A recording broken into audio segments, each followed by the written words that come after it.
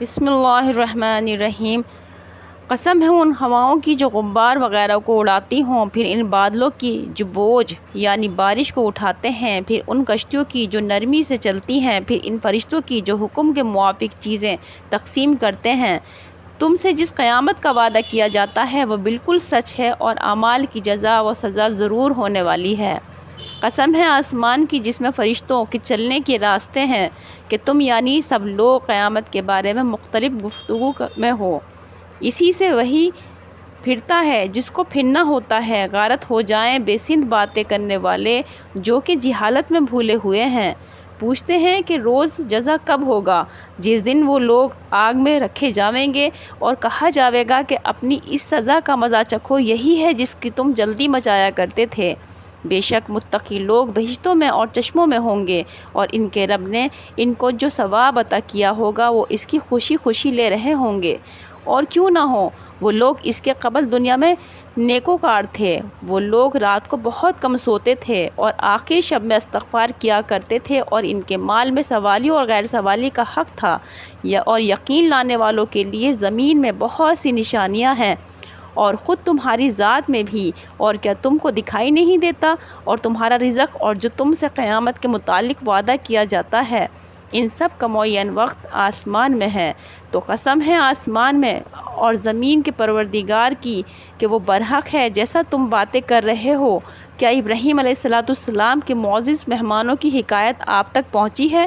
اور یہ قصہ اس وقت میں تھا جب کہ وہ مہمان ان کے پاس آئے، پھر ان کو سلام کیا۔ ابراہیم علیہ السلام نے بھی جواب میں کہا سلام، اور کہنے لگے کہ انجان لوگ معلوم ہوتے ہیں۔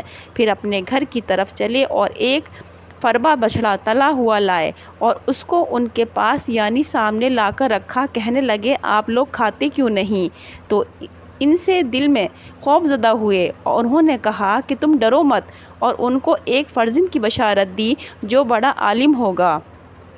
اتنے میں ان کی بیوی بولتی آئیں، پھر ماتھے پر ہاتھ مارا اور کہنے لگیں کہ اول تو بڑھیا پھر بانجھ۔ فرشتے کہنے لگے کہ تمہارے پروردگار نے ایسا ہی فرمایا ہے، کچھ شک نہیں کہ وہ بڑا حکمت والا جاننے والا ہے۔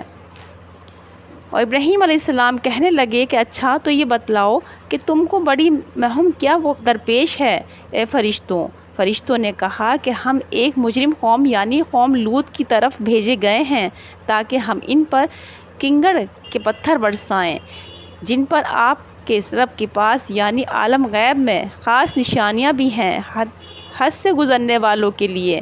اور ہم نے جتنے ایماندار تھے وہاں سے نکال کر ان کو علیحدہ کر لیا۔ سو بجز مسلمان کے ایک گھر کے اور کوئی گھر مسلمان کا ہم نے نہیں پایا، اور ہم نے اس واقعے میں ہمیشہ کے واسطے ایسے لوگوں کے لیے ایک عبرت رہنے دی جو دردناک عذاب سے ڈرتے ہیں۔ اور موسیٰ علیہ السلام کے قصے میں بھی عبرت ہے، جبکہ ہم نے ان کو فرعون کے پاس ایک کھلی ہوئی دلیل یعنی معجزہ دے کر بھیجا۔ سو اس نے اپنے ارکان سلطنت کے سرتابی کی اور کہنے لگا کہ یہ ساحر ہے یا مجنون۔ سو ہم نے اس کو اور اس کے لشکر کو پکڑ کر دریا میں پھینک دیا یعنی غرق کر دیا، اور اس نے کام ہی ملامت کا کیا تھا، ہلاکت کا کیا تھا۔ اور عاد کے قصے میں بھی عبرت ہے، جبکہ ہم نے ان پر نامبارک آندھی بھیجی جس چیز پر گزرتی تھی یعنی ان اشیاء میں سے جن کے ہلاک کا حکم تھا اس کو ایسا کر چھوڑتی تھی جیسے کوئی چیز گل کر ریزہ ریزہ ہو جاتی ہے۔ اور سمود کے قصے میں بھی عبرت ہے، جبکہ ان سے کہا گیا اور تھوڑے دنوں چین کر لو۔ سو اس ڈرانے پر بھی ان لوگوں نے اپنے رب کے حکم سے سرکشی کی، سو ان کو عذاب نے آ لیا، اور وہ اس عذاب کے آثار کو دیکھ رہے تھے۔ سو نہ تو کھڑے ہی ہو سکے اور نہ ہم سے بدلہ لے سکے۔ اور ان سے پہلے قوم نوح علیہ السلام کا یہی حال ہو چکا تھا، یعنی اس سبب سے کہ وہ بڑے نافرمان لوگ تھے، اور ہم نے آسمانوں کو اپنی قدرت سے بنایا، اور ہم وسیع القدرت ہیں، اور ہم نے زمین کو فرش کے طور پر بنایا، سو ہم کیسے اچھے بچھانے والے ہیں۔ اور ہم نے ہر چیز کو دو دو قسم بنایا تاکہ تم ان موضوعات سے توحید کو سمجھو۔ تو تم اللہ ہی کی توحید کی طرف دوڑیے، دوڑو، میں تمہیں سمجھانے کے واسطے اللہ کی طرف سے کھلا ڈرانے والا ہو کر آیا ہوں، اور خدا کے ساتھ کوئی اور معبود مت قرار دو، میں تمہارے واسطے اللہ کی طرف سے کھلا ڈرانے والا ہوں۔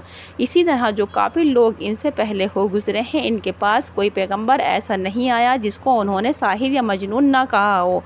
کیا اس بات کی ایک دوسرے کو وصیت کرتے چلے آتے ہیں، بلکہ وجہ اجماع کی یہ ہوئی کہ یہ سب کے سب سرکش لوگ ہیں، سو آپ ان کی طرف اتفاق نہ کیجیے، کیونکہ آپ پر کسی طرح کا کوئی الزام نہیں، اور سمجھاتے رہیے، کیونکہ سمجھانا ایمان لانے والوں کو بھی نفع دے گا۔ اور میں نے جن اور انسان کو اسی واسطے پیدا کیا کہ میری عبادت کیا کریں، میں ان سے مخلوق کی رزق رسانی کی درخواست نہیں کرتا، اور نہ یہ درخواست کرتا ہوں کہ وہ مجھ کو کھلایا کریں۔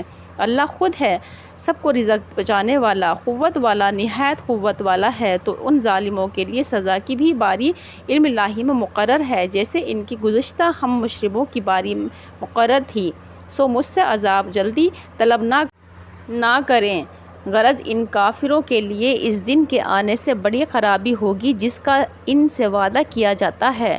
اللہ پاک ہم سب لوگوں کو سننے سے زیادہ عمل کرنے کی توفیق عطا فرمائے۔ قرآن شریف کو زیادہ سے زیادہ پڑھیں اور سمجھنے کی کوشش کریں۔